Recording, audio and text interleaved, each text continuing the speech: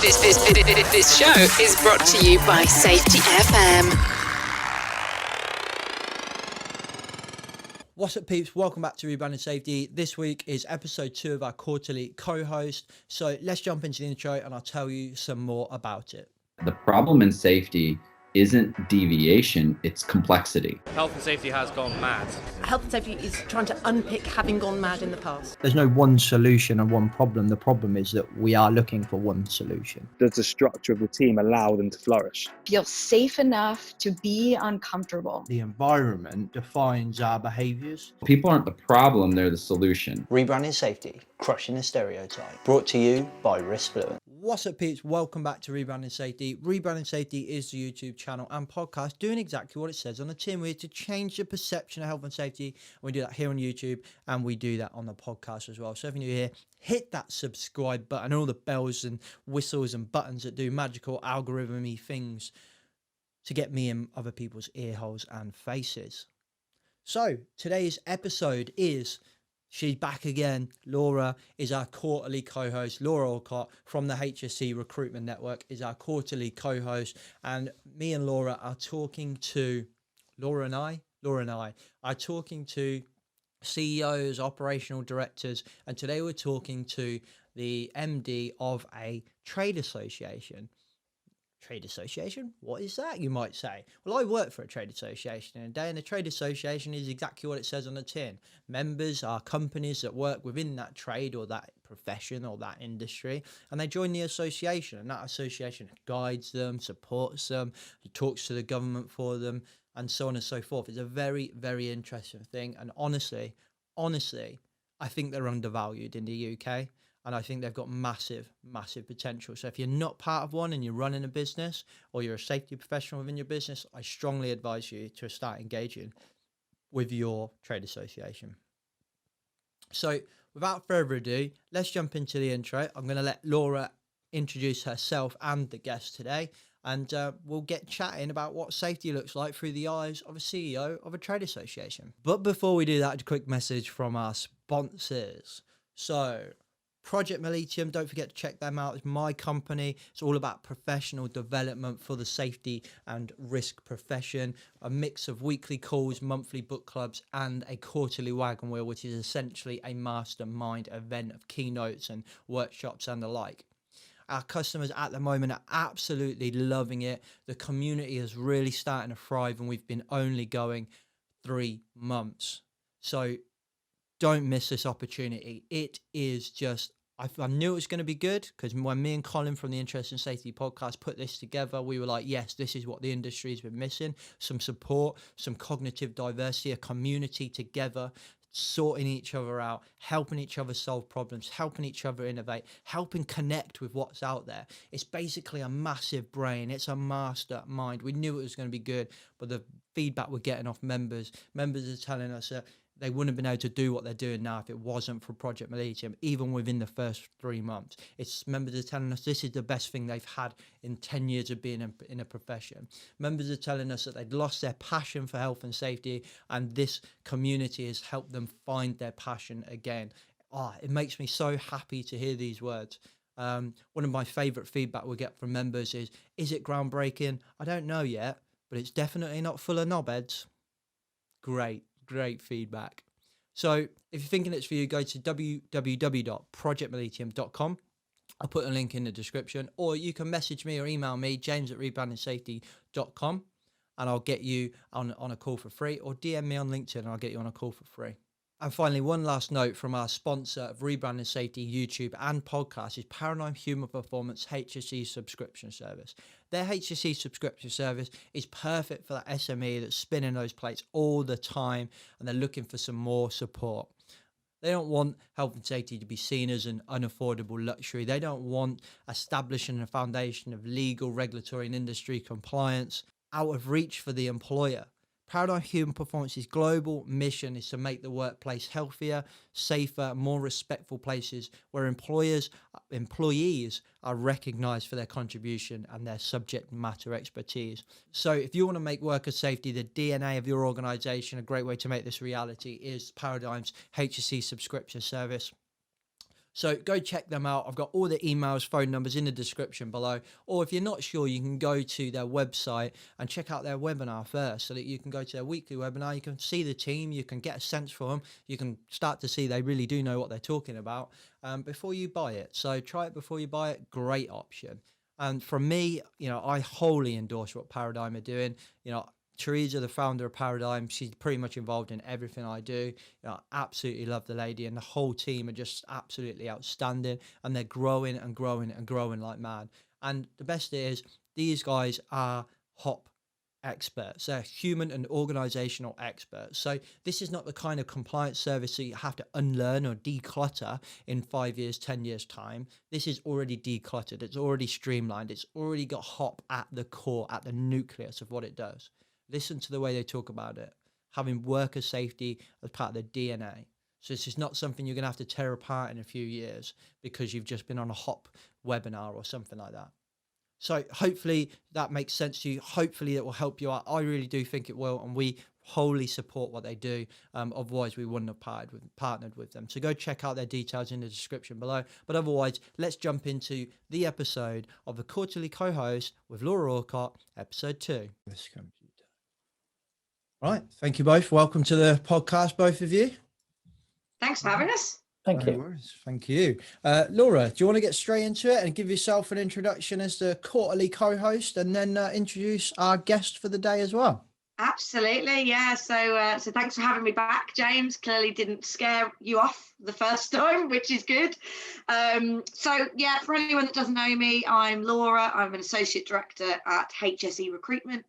I won't bore you with all the sales talk. It does what it says on the tin. We're a safety recruitment company.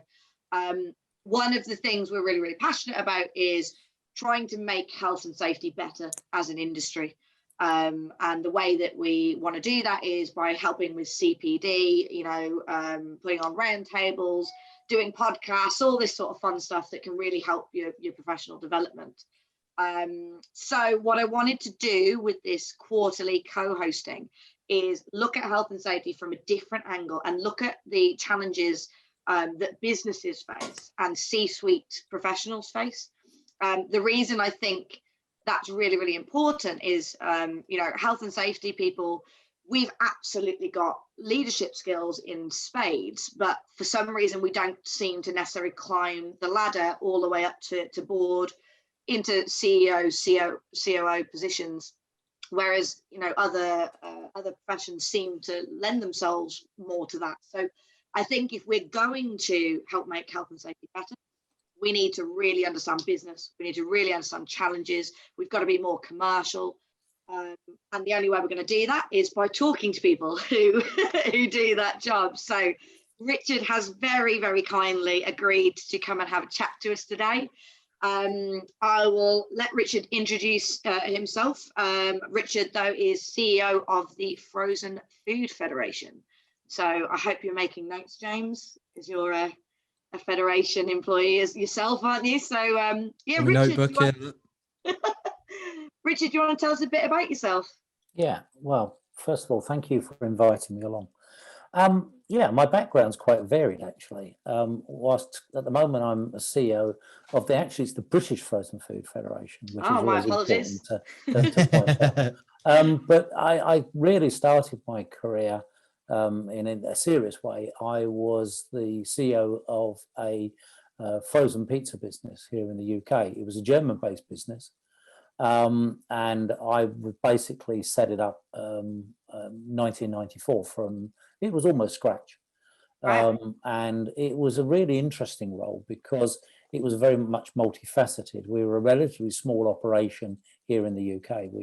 We ended up, by the time I left, we had about 12 employees, but we did an immense turnover. And because of the role, you were very much a multidisciplinary. You had to do a little bit of marketing, you had to do a little bit of distribution and logistics, PR, the whole thing. And what it gave you was a real sort of good rounded overview of the way a business runs. And the Germans were always very keen on understanding the numbers, so you had to be really on top of your financials as well. And it was a great business to work for. We were in fact, the business now is the largest producer of private label frozen pizzas in the world. I think they produce something like 3 million pizzas a day.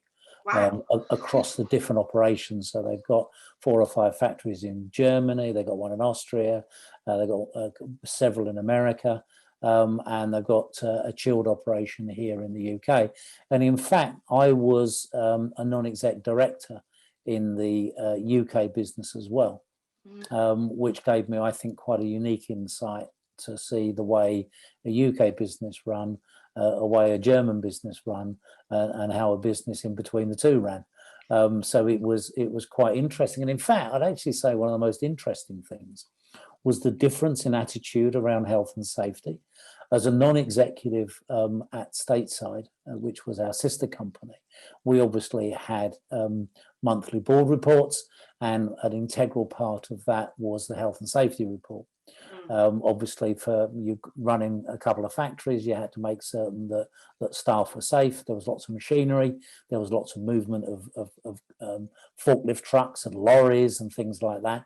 And it was very interesting to see the different way the Germans approached health and safety to the way the Brits did.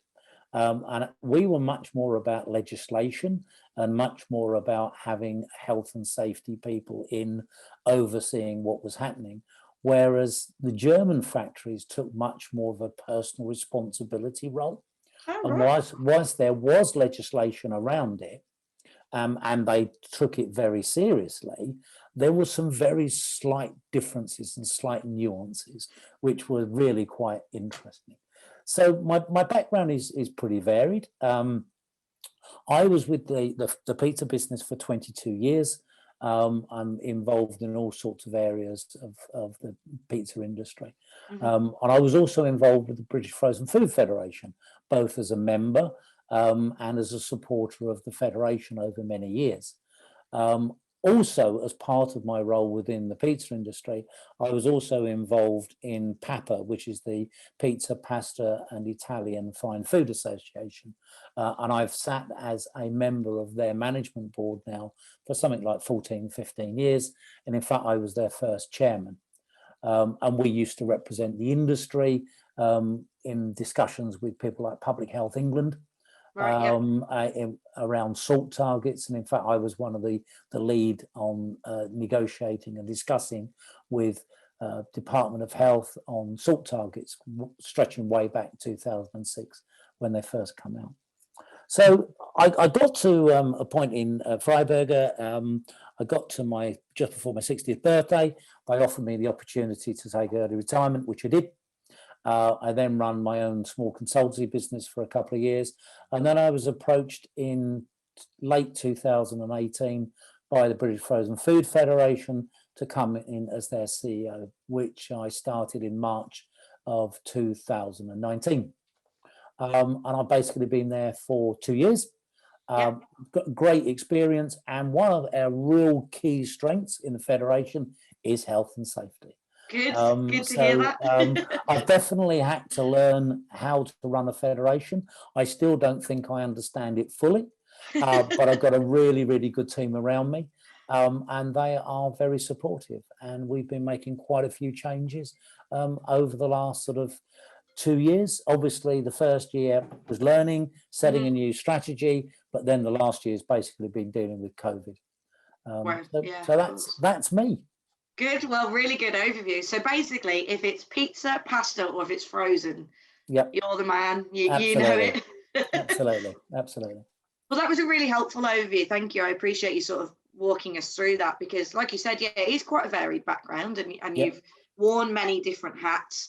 But you've definitely been working at C-suite level for a number of years, haven't you, to quite a senior level. So one of the things I think that we do struggle with in health and safety is just understanding that board level, understanding the complexities of it, understanding what things are important to them, what things make a business tick. And a huge push that we're doing at the moment is we're really pushing on soft skills and leadership development and things like that in the safety world. So from your experience, do you think there are particular skills that you need to work to that sort of senior level to be a C-suite professional? What would stand out for you? I think probably one of the key things is the soft skills. Mm-hmm. You know, I mean, you've got to believe that if someone gets to a senior position where they're being considered for a board position, they're probably fairly competent at the health and safety role. They probably know how to deliver that bit. You'd hope, yeah. Well, you would think so, that they probably understand the legislation. They would understand, you know, how to put that in place within any business. But I think where they then need to get to is they need to have that ability to communicate that at a number of different levels. Mm-hmm. So it's about talking to the other departments in a business so that they understand. I suppose what it comes down to really is quite often health and safety can be seen to be a blocker. It's the thing that you have to do in order to satisfy the health and safety manager. Whereas what I think they should be doing is to try and explain the value that they can add to a business. Mm-hmm. And it is clear that they can add value to the business. I mean, if you think about these days, one of the key topics around the health and safety world is talking about the mental health of employees. Yeah, 100%. I mean, I think for a long time we've always talked about health and safety being about, you know, safeguarding people for large bits of kit that might fall in them, or, you know, machinery that might trap them. But more and more we're beginning to see that actually health and safety people need to look at the workforce in a more holistic way. It's not just about making certain they don't trap their fingers or get run over by a forklift truck. They've also got to try and understand, you know, what their mental attitudes are. And that's particularly important over the last 12 months with COVID. You know, a lot of people working from home, you know, a lot of stress. I mean, there's a lot of businesses, even if the business has actually continued to operate, they may have actually reduced their workforce, which basically means that those that are left working are actually under more pressure.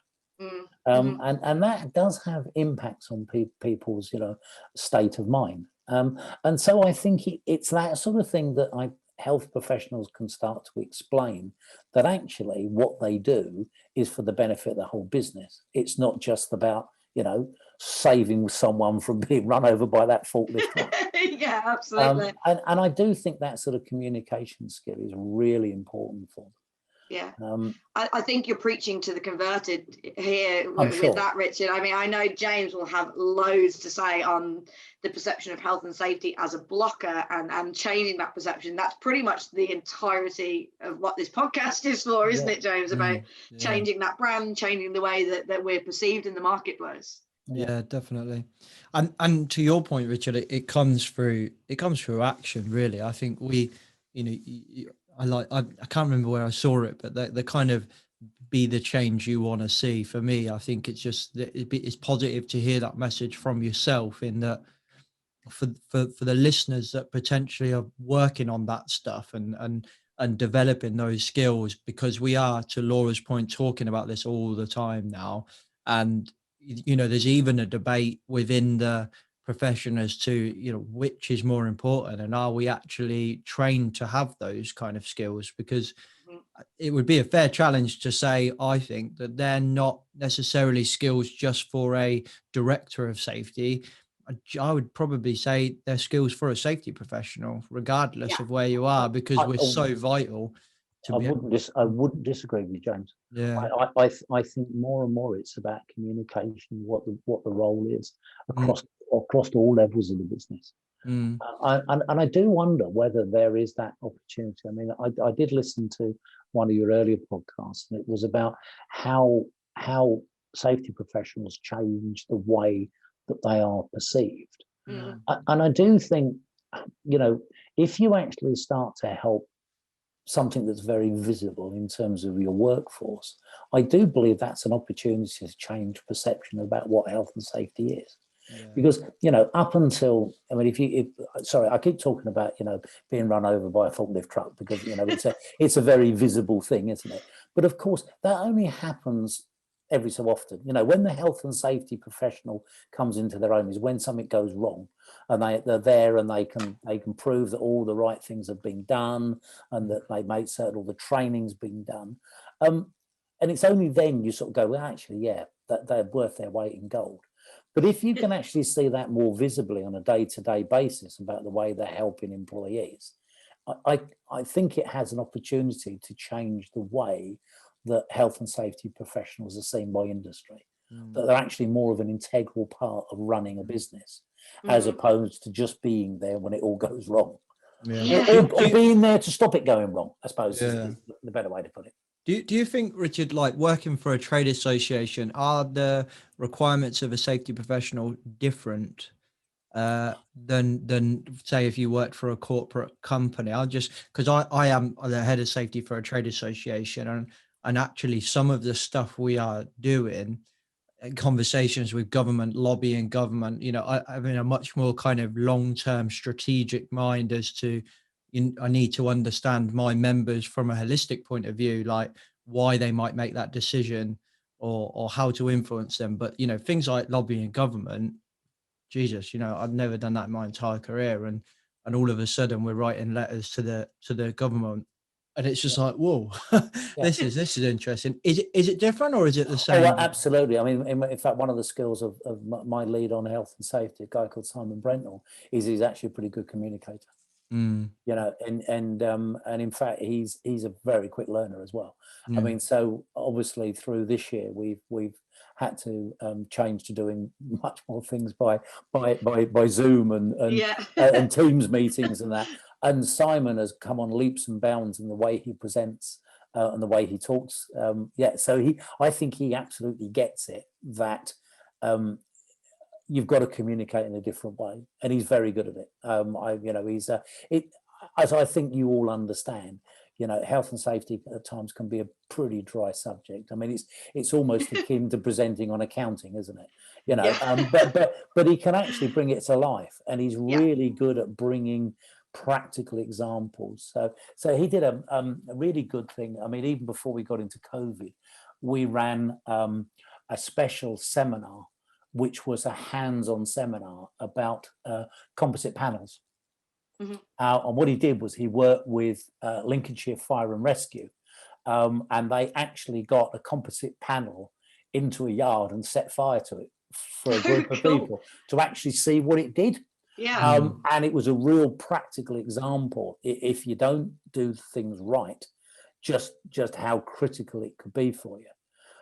And he's really good at getting those practical demonstrations for people.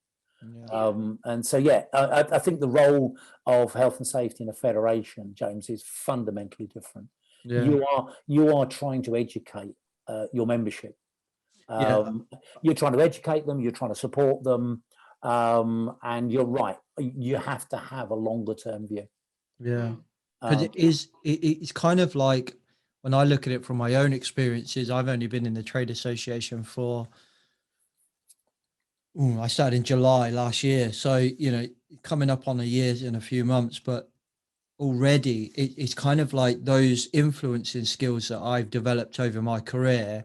It's that on steroids, because how we're trying to kind of influence our members who, you know, my trade association is the entire supply chain. So I'm talking to some serious heavy manufacturing to kind of mid-range manufacturing and then sole traders in a way. And it's really interesting to kind of understand the different dynamics of all those different companies. But then us as the trade association have very little power, really. Whereas in a company, I might have a bit of power to be able to support me. Whereas here, it's all about, you hit the nail on the head, Richard, I think, it's education. You know, it's education for me. That's all we can do as you keep getting the information out. So I think it is kind of different to a point in that it's maybe what we would do originally, but maybe a bit more challenging because everything's kind of, to my point, on steroids. I also think it's about looking for the future. You need to look, you know, part of the problem with so many health and safety professionals that are embedded in a business, it sometimes, you know, it's difficult to get past the coalface. You know, you're just there, you know, doing your day-to-day work and making certain it works. And sometimes it's difficult to be able to look towards the horizon. And I think that's one of the roles that a federation can play. It can help raise people's view that says, look, this is what's coming. And we're also pretty good, I think, at taking what might be a problem for a particular member and getting a collaborative approach. And that works really well. You know, that really is a great way to bring things together. And that's one of the strengths of our federation. I'm sure yours as well, James, is actually bringing people together so that they talk to one another, and then you actually get some amazing results out of it. Yeah, absolutely. And I think, you know, that's a real key attribute of good communication. I was quite interested in something you both kind of touched on there, in that Richard, you mentioned how Simon has sort of come on over the past year with communication and things like that. James, you said, you know, your influencing skills have developed, and COVID's been a big part of this. You know, it's thrown health and safety into the forefront in a lot of companies. One thing I've always been interested in is whether we think these soft skills, you know, the leadership, the communication, are they things that are innate in us? Are they things that we can develop, that we can learn? I mean, Richard, do you think you've always had that skill set, or is that something you've built? I've always been known as a bit of a gobby bugger. So yeah, I do think you can learn those skills, Laura. I don't think, you know, good communication is not the, you know, you're not born with it.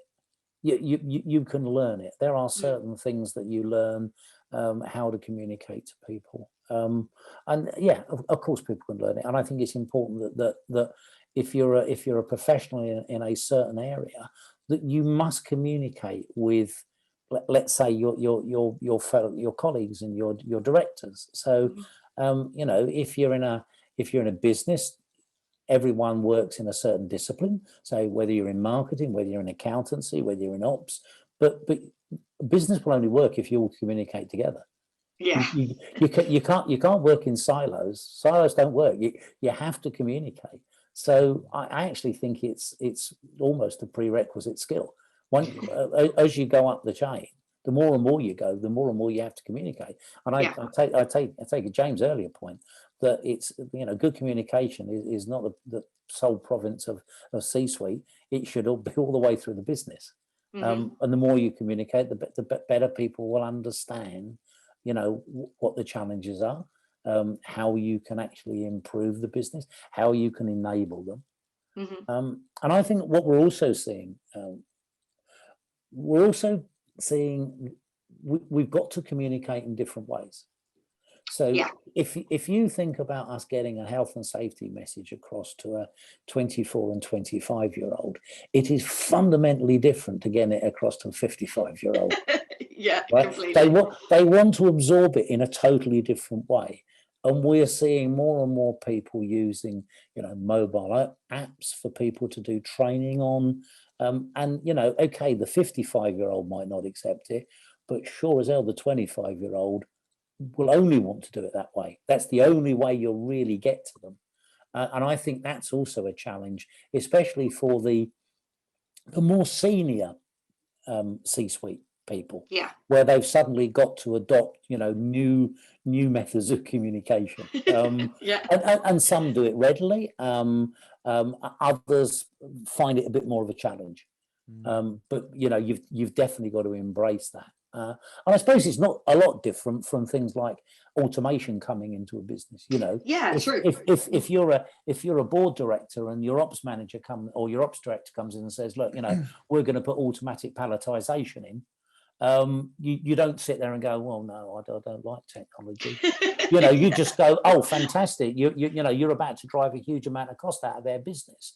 But it's the same way, you know, with a health safety director saying, look, we need to communicate with our employees in a different way. So, you know, it's just a similar challenge. Yeah, I completely agree with you. And it's a really easy thing to forget those differences in communication, because we've definitely been guilty of it ourselves. You know, as recruiters, we've been around for decades. We do things in the same way. And we got to a point where you're putting adverts out, you're trying to attract new exciting people, and they're not attracted by the traditional job description and the bullet points, and you've got to speak to them in their sort of language. So I completely agree. I think that's a really important point. Do you sorry, James, carry on. No, you go. No, I was just going to ask you, if you found the same. I think to Richard's point, I think a real key thing here is understanding the diverse nature of these skills. And I think that there's 2 points to that. One, I think some people have inherent traits in themselves that make the softer skills really easy. Some people are naturally better communicators than others, and some people are naturally not great communicators, but that normally means they're better at something else. So you get those people, or you get those people who are like, you know, unbelievably academic, really intelligent, stereotypically horrendous communicators.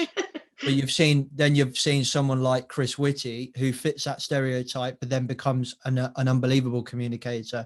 And there's another lady who we saw a lot through COVID. I can't remember her name, but she, from my opinion, was outstanding. One of the best communicators I've ever seen, especially someone that can take a very complex message and make it very simple, or very layman terms, so to speak. But I think for us as maybe leaders, if we're employing, or yourself, especially Laura, I think that the point is that, yes, I think we can teach it. Yes, I think it can take time. But I do think we can teach it, but inherently we can't remove the fact that it's harder for some people than it is for other people. So for me, it's acknowledging that and saying, okay, this person struggles with good communication, or whatever we think, you know, maybe it's not good, maybe it's bad, you know, maybe putting a value on it is not the right way to look at it. But I think acknowledging that it's challenging for some people and not for others, and means that we can then deal with it. I think a lot of the time we go, oh, okay, cool, yeah, let's do the soft skills, let's get these soft skills, these are really important, we need to all focus on the soft skills. But you look at some of the soft skills, they're kind of like, a lot of times they're called relational skills or relationship skills. You know, you talk about having empathy and being caring, they're inherently female traits. So for males, it's kind of genetically or stereotypically speaking a bit harder for us to do that. So, you know, are we going to start seeing an influx of women into the safety profession? Well, hopefully, because we could do with a bit of diversity. But weirdly, we actually already are, you know. Awesome. That's something I've already noticed, is the shift in diversity recently. I think the last 4 or 5 shortlists that I've been doing, we've had a disproportionate amount of women, which we've never seen before. So it's definitely turning that way. I would disagree with you, James. I actually don't think that it's a gender thing. I've seen some fantastic presenters that are female. I've seen some terrible presenters that are female, and I've seen exactly the same for males. You know, it is those that are good at what they talk about.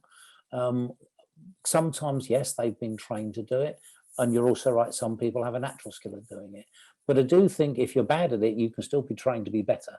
Definitely. You know, you can definitely improve what you do. And you asked me the start of this was how do you get to be a C-suite and you're a health and safety professional? Well, to me, make certain you're a good communicator, because you need to explain why you do things and how you can benefit the company. And so, you know, I think we're straying into the point of how do you make everyone a better communicator? Well, you're never going to do that. But what you're going to do is you're going to get the good health and safety professionals who are the good communicators, whether they be male or female, will make it onto boards. Yes. That is the reality of life. Yeah. And the ones that don't get there might well be very competent at what they do, but just not very good at explaining it to their colleagues and their fellow directors. Yeah, it's a good point. It goes kind of hand in hand with a lot of the stuff I talk about safety professionals branding themselves. In that, not everybody loves social media, and not everybody is going to be able to do this. But if you want to climb the ladder, unfortunately, you just have to. You just have to get good at it. I would actually argue I'm actually a really good example of someone who's actually a reasonable communicator, and it's helped me climb the ladder. So I left school with absolutely diddly squat qualifications. Oh, really? Absolutely nothing. And I met someone in my business career who was quite inspirational and quite motivational, and he suggested I should really go and get some education. So I did night school. So I did about 5 years of night school to learn some of the basics. And then, because I'm actually quite good at talking to people, and I had that little bit of knowledge as well, and then I actually was in the right place at the right time several occasions. It just helped me progress. So I do think communications is a really important area. I think I want to come back on one of the points you made earlier. Firstly, don't apologize for disagreeing with me. I love it when people disagree with me. That sparks a good conversation. My mum and dad brought me up to be polite. But I think to maybe I didn't explain myself very well before, but that sounds very passive aggressive. I didn't mean it like that. Like it sounds like I've wrote an email. Maybe I didn't explain myself very well. James, I spent 20 years dealing with retail buyers. I can tell you will not sound aggressive to me in any way, shape, or form. Passively. Passively or overtly. So I think my point was actually not that somebody couldn't get it. I think everyone can develop. I think everyone can do anything. In my genuine, it depends on whether you put yourself to it, put the work into it. I think that if you've seen enough crazy stories out there that you think, how did that man or woman or person, disabled person, do that? They just had the right positive mental attitude and a determination to do it. So I think, to your question, Laura, I think everybody can develop the skills. I think what we have to acknowledge is that we are diverse. There is no one size fit all. And some people find communication or having empathy or building relationships or there's any of those softer skills more challenging than other people. And one example would be the fact that a lot of them are female traits and male traits. But to your point, Richard, 100%, I technically have male traits, but they were smashed out of me because I was raised by women. So, I'm much more that all of that stuff really suits me and it works for me because that's how I was raised. So I think, but my kind of other point around diversity actually is again, when we communicate stuff out, to both of your points, it's not a one size fits all again. So you've seen recruitment, Laura, which is you've kind of alluded to, which is absolutely amazing, doing videos. So there's loads of them now doing a video. You kind they all copied me, James. I started it. Well, I didn't want to say it. I think you were the first one, but I'm sure if I say that, somebody will message me and say, "No, I was the first one." But you were definitely the first one I saw, and then after that, there was a flood, which I really, really like. But I think it's also acknowledging, to Richard's point, that some people can't stand that either. Yeah. Some people are still, whether that's, and again, the saying one's good or bad is not the point. It's like, how have we traditionally communicated safety out for years has been written for so long. Everything's written, management system, risk assessment, blah, blah, blah, all written.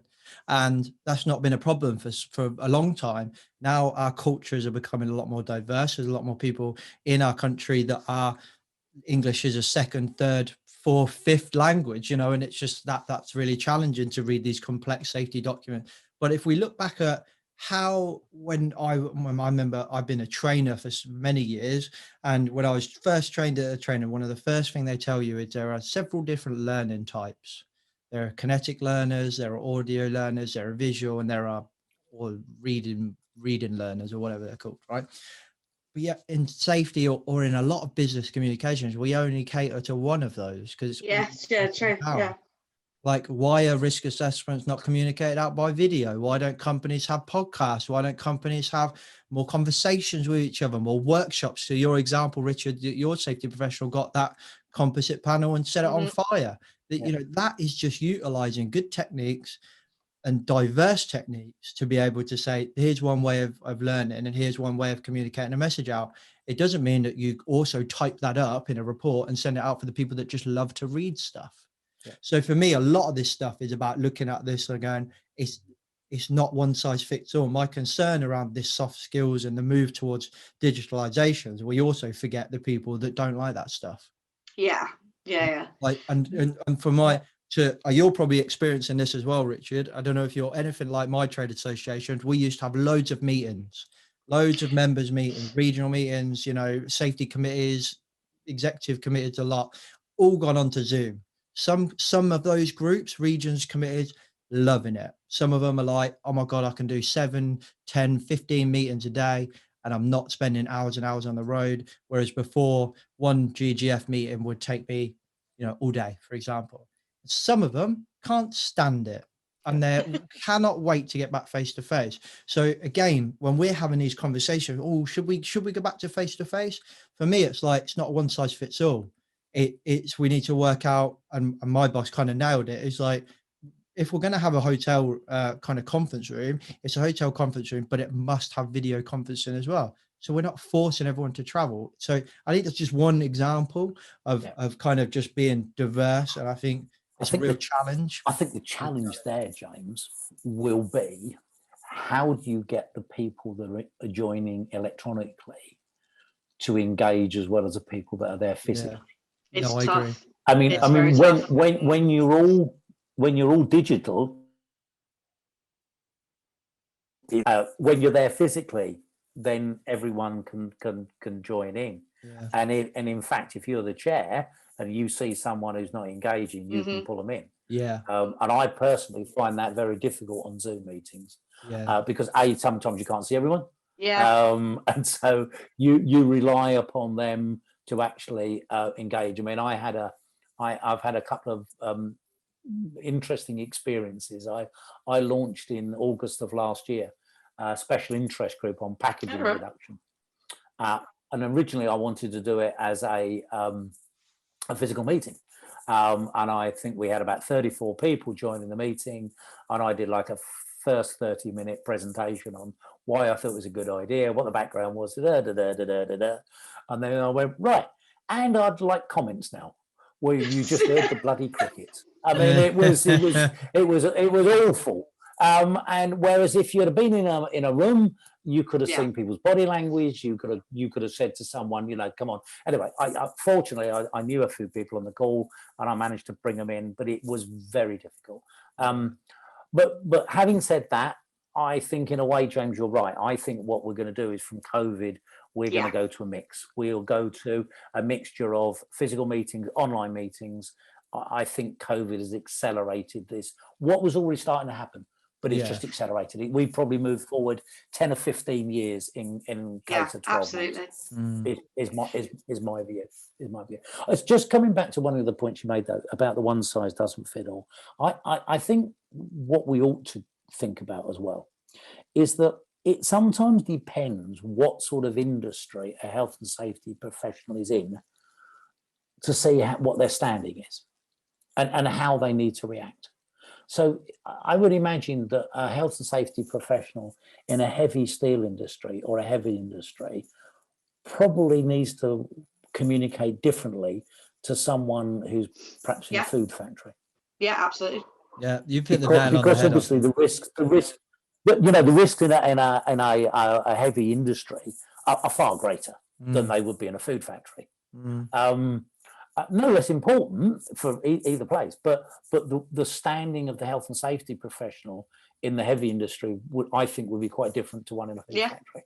Yeah, and just by nature of the business. I think that's such a good point. Yeah, such a good point, because we are, and this is not a criticism at recruitment before I continue on, Laura. Hey, whoa, what are you about to say? This is not a criticism of any particular recruitment company, but we are quite bad, I think, in our industry of saying, right, I work in manufacturing, I'm employing a safety person for manufacturing, you must have 100 years experience in manufacturing. 100%. If you have ever worked anywhere else, you are a bad safety professional and I don't want you. But actually, like, and I've struggled with that personally because I actually have a really diverse background. Like I started in manufacturing, and then I've been in healthcare, housing. Now I'm in construction and manufacturing. Turns out the diversity of my career has helped me because we're really diverse at GGF. But my point being is that I actually think my soft skills, particularly communication, have developed more because I've had a really diverse background. Because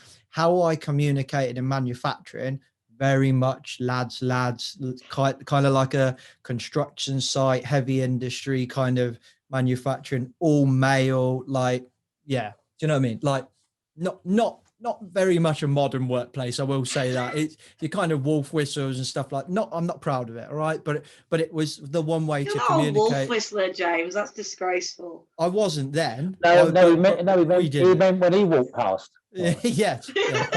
Thank you for acknowledging that, Richard. Thank you for picking that up. But that was the kind of environment. Do you know what I mean? It was that real stereotypical lads environment. And that was how I was taught to communicate in manufacturing. And then I go and get a job in healthcare, and it's like, oh hell no, you can't communicate like that in healthcare. Do you know what I mean? It's very different. And then I realized, I was really lucky when I worked in the NHS, but to cover so many different areas. And then I realized, oh, Jesus, this is actually the different regional ways to communicate as well. Then end up in a national role in a housing association. And I'm like, Jesus, there's even north-south different ways to communicate. So diversity is a really good thing. And I think exposure to these things is really, really interesting. And I think you've hit the nail on the head there, Richard. I think that it's really interesting when you see different industries, different cultures, different regions. All of these people have different nuances, and sometimes very not nuances, sometimes seriously different ways of communicating. And that's a good thing to have a real diverse background. I think it's a bonus, in my opinion. But I'd be interested in your opinion, Laura, as a recruiter. Well, this is why I like talking to you, James, because we do think along the same sort of lines. I completely agree with you. For the exact reasons you said, the reason diversity is a big thing is that you get different perspectives. So why would that not be the same for diverse industries? You get different perspectives from the different areas you've been in. Unfortunately, our hands are often tied by clients. Manufacturing companies in particular love people from manufacturing. That's it. And we can talk to them about diverse backgrounds and how that builds your soft skills and your communication till the cows come home. But sometimes you are banging your head against a brick wall. But yeah, 100% agree with you. I don't see why, if you're, just because you're a manufacturing company, you must have someone from a manufacturing environment. If they are a good, technically competent safety person, they'll be able to apply the legislation and the things they've learned and the approach into any industry. But what they will bring is that different perspective. Oh, well, we do things slightly different over here. We talk about it different ways. We use apps instead of, paper risk assessments. They'll bring something new. So, yeah, preaching to the converted as always, but hands get tied. I remember by clients, unfortunately. I remember applying for the job I'm in now, and I remember seeing the application and it said experience required, and it just listed off like loads of different industries. And I was really? like, that's good. I was like, this is interesting. Maybe this is the one job that I've been working towards all these years. Maybe my diversity is not going to hinder me this time. And then as I realized, us as the trade association, because we are a weird kind of trade association, really, in that we represent the entire supply chain. So manufacturers all the way down to sole traders, it was actually then a benefit because they wanted. So, if I'd have only worked in construction, I wouldn't have had very much understanding or kind of empathy for the challenges of manufacturing and vice versa, which was really interesting. But to your point, Laura, I've never seen that before. It's always been, it's must unusual. have manufacturing, and then we'll maybe consider something else. But you're right, manufacturing is one of the worst. It is changing, and I think the pandemic has had an impact on that. Absolutely. All the clients I'm talking to at the moment, we're really pushing them because it's a tough market to move people. People have been through a really harrowing 12 months. They've, in health and safety, usually been treated quite well, so they want to stay put. They don't want to move. So we're saying to clients, you have to be more flexible. You just have to. And you're going to have to trust us that we're going to look at competencies, we're going to look at culture, and we're going to find you the right match, but they may not come from your nearest competitor 10 miles down the road. It's just the way it is at the moment. But that's about a CEO trying to limit the risk. Yeah, it is. Of I mean, course. it is, it's, I mean, quite clearly when you bring someone into a business at a senior level, you do your absolute best. It takes quite a long time to recruit. And secondly, you want to make certain you're bringing someone in that's going to hit the ground running, because quite often you've recruited because the person that was there before has gone. Quite often that can be unexpected. I mean, even if you've got someone locked into a contract and they walk in and go, right, I'm going to go. So even if you've got them on a 3-month notice period, you're going to be lucky to get someone in before they walk out the door. And so you don't want someone walking in who's never been in a food factory in their life, has just come from making steel girders and says, well, okay, I'm not exactly where I'm going to start here. So that's about CEOs minimizing the risk. But I don't disagree with you that I think it's really important to get people in that look at your business in a different way, because they might just look at it in a way that you'd never done before, and make some massive improvements. So that goes for any skill, really. So I've got a question for you off the back of that then, Richard, because that's a really interesting point that you bring up, and I think the second you said it, I was like, yeah, that's spot on. They're minimizing the risk, because and I suppose, can't remember who told me this. I think it was my wife, but recruiting someone actually costs so much more than just the salary. Like, God, it does. I think it's like double the salary or something like that. I can't remember. In terms of time and effort and all of that. And then fees and all this stuff like that. So you're trying to minimize that risk. You're spending a hell of a lot of money on this, and you get what? An application, a CV, and a couple of interviews. So how do we kind of solve that problem in a way? Like, and that's a huge question for me to ask you, Richard, but this is quite a nice little rabbit hole, considering we've got safety professional, CEO, and a recruiter in a call. Would we have, if we're ever going to solve a problem, it's now. I think it's a really difficult one, James. I'd like to say that there is a scientific approach to it, but there's not. And Laura, I hope you semi-agree with me. I completely agree. If I could get an algorithm to get it right, I'd be a millionaire. You'll do all your checks. You'll ask them questions that relate to their industry, and how would you solve this and that. You do all that, but ultimately it comes down to gut feel. Yeah. I'm such a big believer in gut feeling. Like when we're recruiting people for our clients, we have a very, very thorough process. We go through competencies and cultures and all of that, and make sure that we're getting the right answers. But there is always still a bit of me that knows in my gut which way it's going to go, and that's just I've been doing it for 12 years. And you've also got to work on the basis that quite often, I mean, unless you're recruiting for a very large multinational, you're going to be bringing someone into what is a relatively small team. I mean, even at a board level. So let's say an average company might have sort of 6 board members, right? So you're going to be bringing someone in. You've got to make certain they fit culturally. Oh, 100%. Round pegs and square holes don't work. And so you've got to make certain they fit with the rest of the board. Even if they're coming at a senior management level, you've got to make certain they fit within the rest of the management team. I mean, going further down the scale, I've always recruited for attitude rather than skill.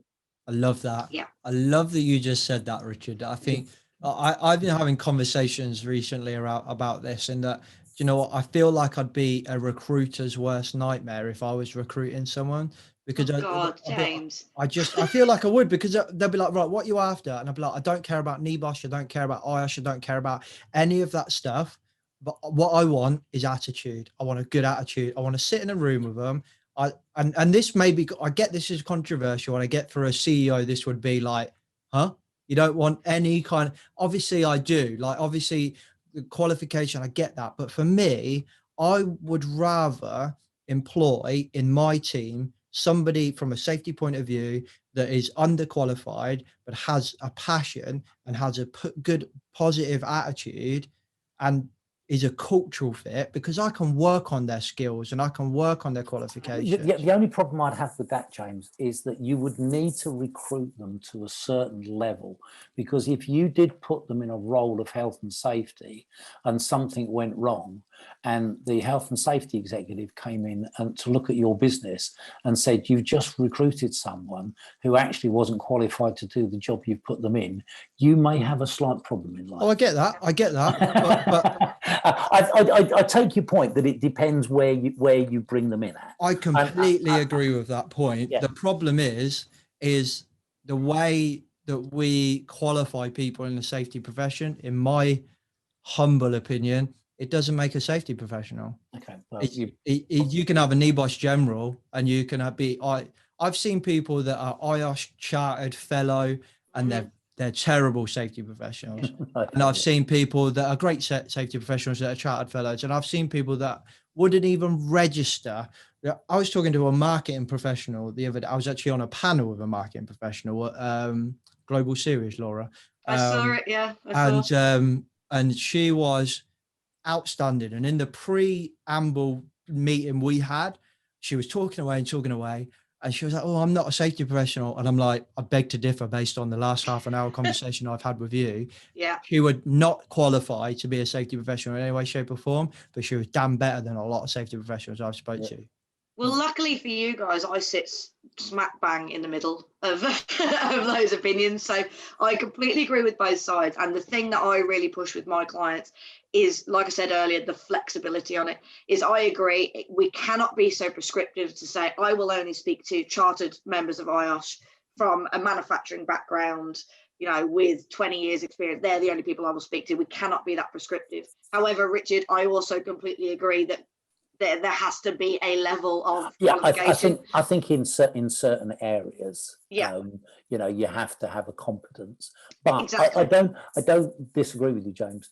I think bringing someone in that perhaps isn't as fully qualified as you'd like, but seeing the right attitude, is absolutely, they are the people that make businesses.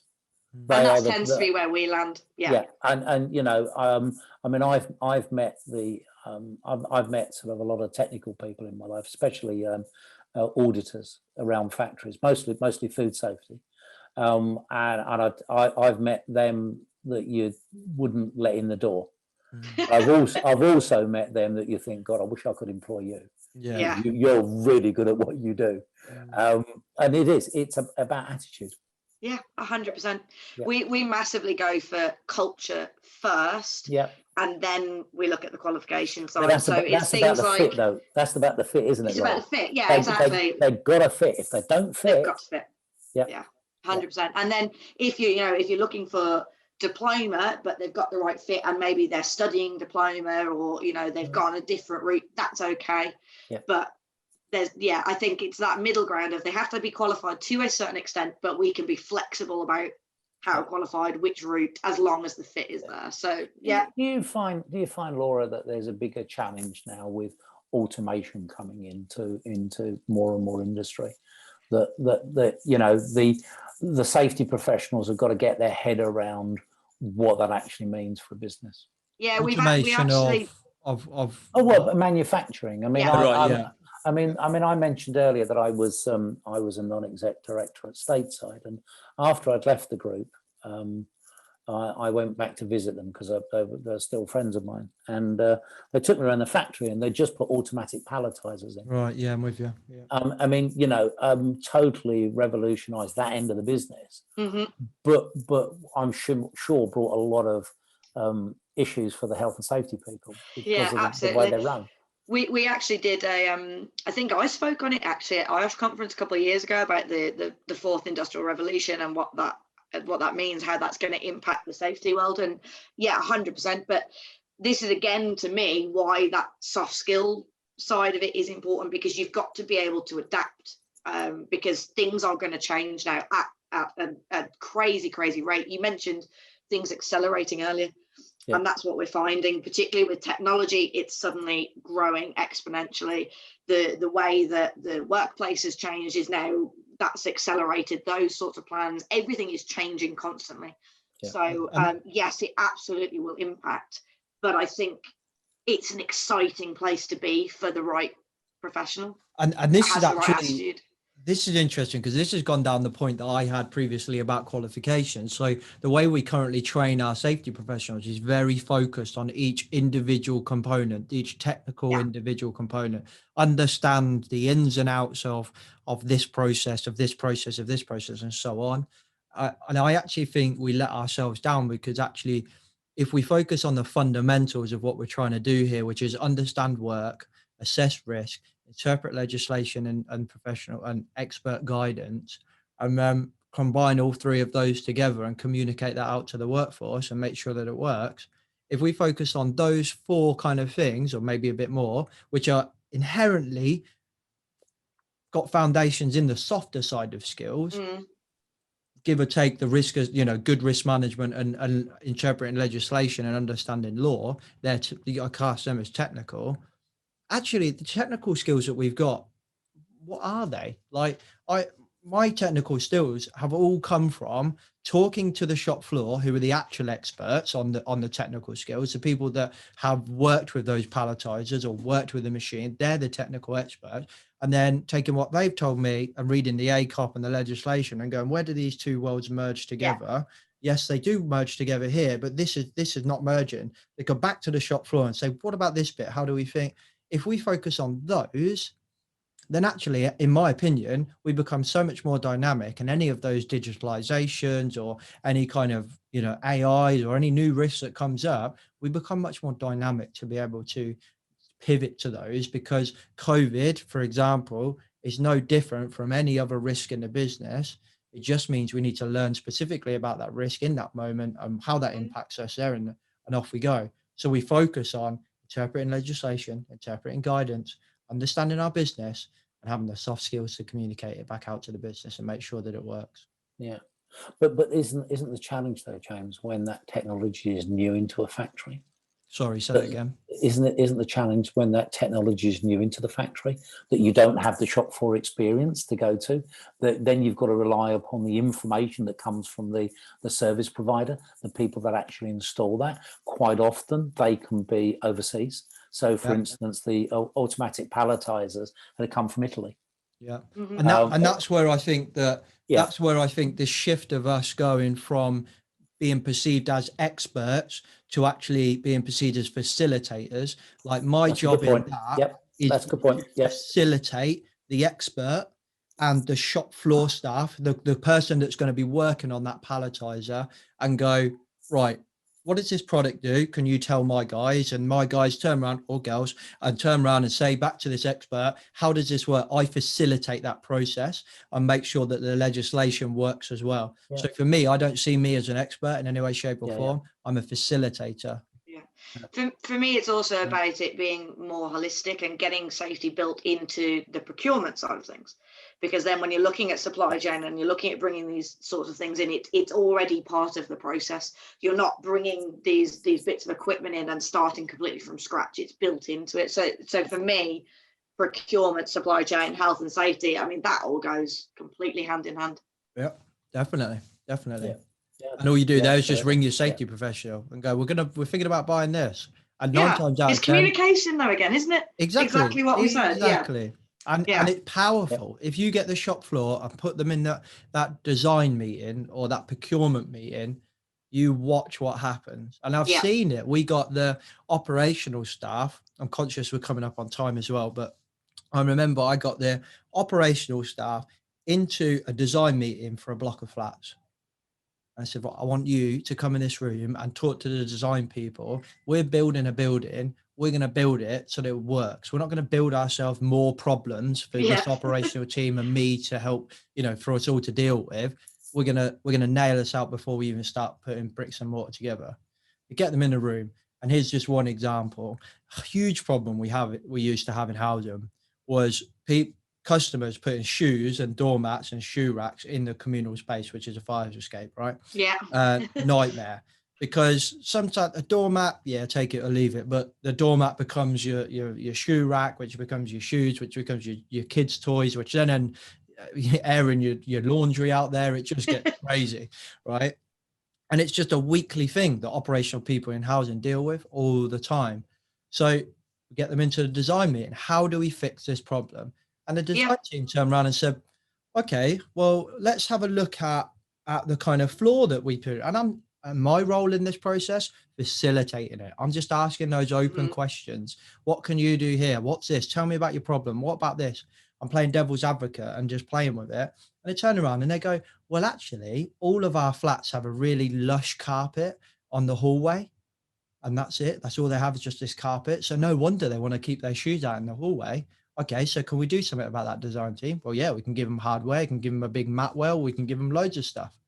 We just solved one of our biggest problems in housing just by getting the right people in the right room and asking some open questions. It all harks back to something Richard said right at the beginning, which was about people working in silos and why that doesn't work. And that's something, you know, James, you and I have talked about this a lot. Health and safety people previously, we did used to sort of silo ourselves off. And that's just not something we can do moving forward for this exact reason. It's all about, communication. Key word for the day. There you go. Definitely. I'm conscious we've come up on time and we got to shoot. So is there any kind of closing thoughts you want to say before you say bye and give us a shout out to your company? Any kind of closing thoughts on our conversation? Me or Richard? Either of you. Any kind of thoughts that you thought? Well, I'll let ladies go first. For me, look, I know we kind of kept saying it, but it's interesting that every conversation we're kind of having is coming back to the key things about us being more open, about us sharing best practice, sharing innovation, having those conversations, changing the way we approach things. That's just huge for me. That's the way we have to do things moving forward to be able to make the industry better in any way at all. And this conversation, I thoroughly enjoyed this. I think we could have talked about this for about 3 hours quite easily. So I really appreciate you coming on, Richard. If you want to give us a shout out to your company. And well, I tell you what, I'll make one comment to sum up. When I talked to Simon, my health and safety lead, I asked him what are the key things that is needed in the health and safety world today, and he said to be agile. Perfect. To think differently. So look, thanks very much for allowing me to come on. The British Frozen Food Federation, we're a bit like James's federation. We're a bit different. Our members are very varied. So we've got all the big retailers. So some of the big retailers, people like Asda, Iceland, Aldi. We've got manufacturers, people like Nomad, right down to small companies, small one-man bands. So the only common thing is they all sell frozen food. We're a fantastically diverse industry. We are an industry that has the ability to help the environment.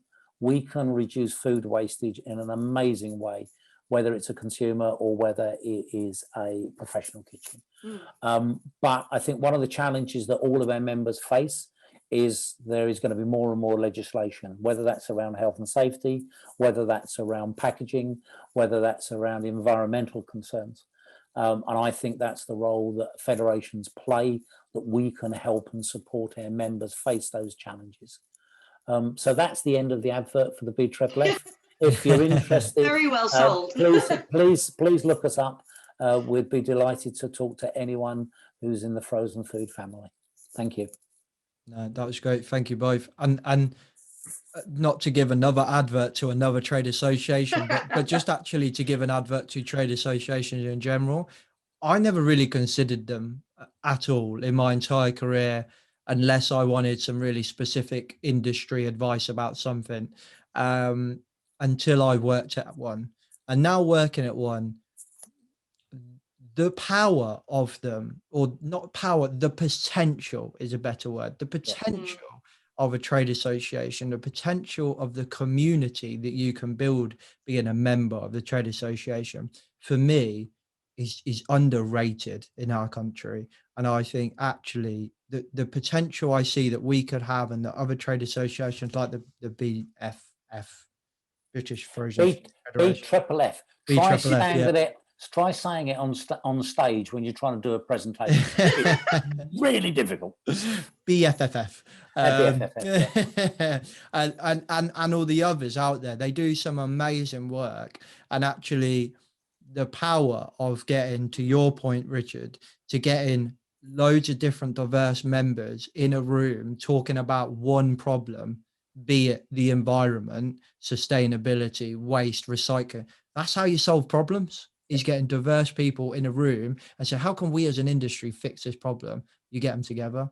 And I'm so impressed with the power of trade association. I just hope that we take them more seriously. They're not old men in smoking jackets anymore. They're potential communities that can drive change. Well, I don't know, I'm old. Have you still got your smoking jacket? No. Thank you very much for both of your time. Sorry about my little soapbox for trade associations. I think they've got a lot of potential. So thank you, Richard, and thank you again, Laura. Laura, do you want to give us a quick, very, very quick insight in who we're having next? Yeah, absolutely. I'll do it very speedily. It's a gentleman called Paul Ryder, who's coming on the next episode. He is the CEO of Government Facilities Services Limited. So it's a government-led FM services company. So just a completely different perspective again from Janet in the first one, from Richard in this one. And yeah, fantastic guy again, really charismatic. So I think we'll go on completely different rabbit holes with Paul. So looking forward to it. Thank you very much. And thank you both for your time. Okay, peeps, hope you enjoyed that episode. That was a penultimate episode of the Quarterly Co-host. Got one more to come from Laura. And then next month, when we have our Quarterly Co-host, I'll tell you what's coming up on the next one as well. But for now, I'll catch you later. Don't forget to check out Paradigm Human Performance, HSC subscription service, website in the description below. Don't forget to check out projectmollitiam.com or message me if you want a free trial for one of our calls. Don't forget, if you want some more work from us at Rebranding Safety, go to www.rebrandingsafety.com. We can help you with podcasts, with webinars. We can help you with any form of safety media.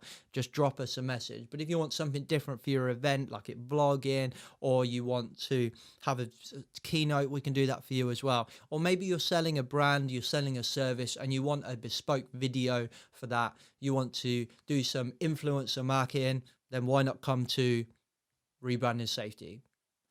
I'll catch you next week. Safe. The views and opinions expressed in this podcast are those of the host and its guest and do not necessarily reflect the position of the companies. Examples of analysis discussed within this podcast are examples only based on limited and dated open source information and should not be utilised in real life as the only solution available. Assumptions made within this analysis are not reflective of the position of the companies. No part of this podcast may be reproduced, stored or transmitted in any form or by any means, mechanical, electronic or otherwise, without prior written permission from James MacPherson.